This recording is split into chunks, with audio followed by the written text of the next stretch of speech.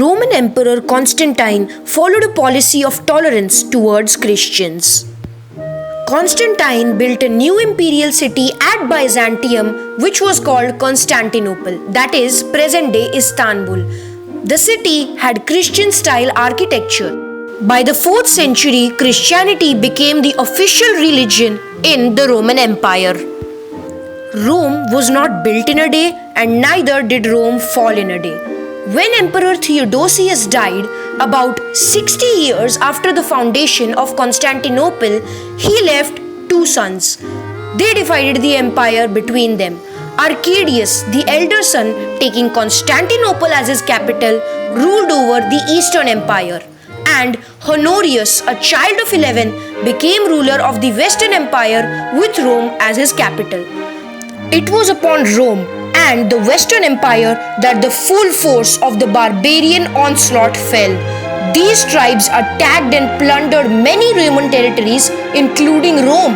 The fall of the city of Rome and the Western Empire did not put an end to the Roman Empire.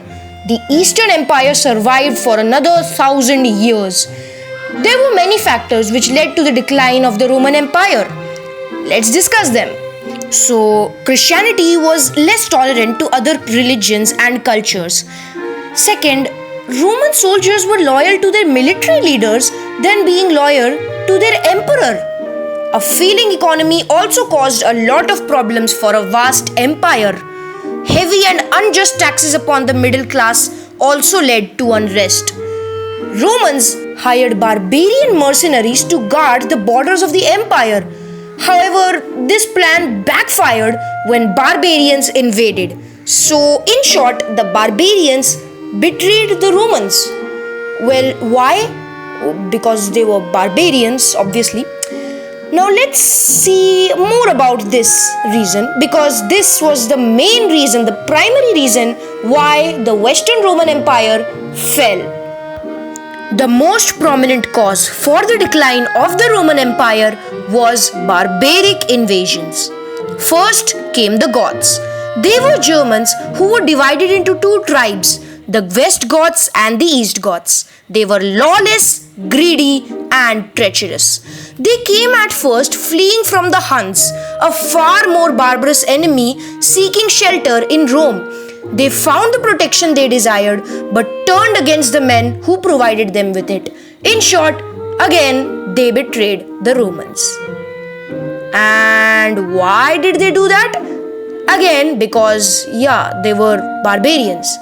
Under their young king, Alaric, the Visigoths attacked the empire again and again. Twice, he laid siege to Rome. The 3rd time, he came and plundered the city.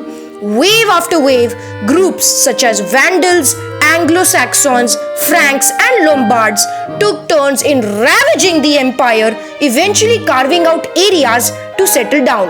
The Anglo-Saxons populated the British Isles and the Franks ended up in France.